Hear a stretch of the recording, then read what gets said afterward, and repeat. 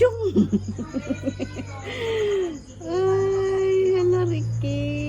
Taba-taba. High blood ka talaga, no? Ang laki kasi ng katawan mo.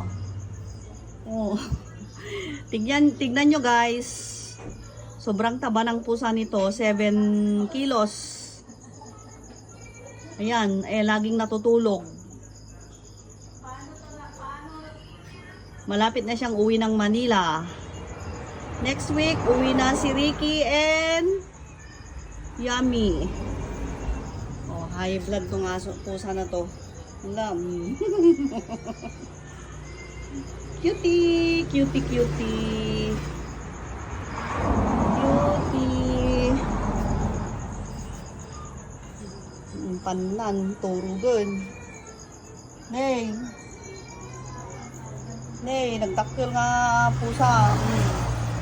Kita nyo ako.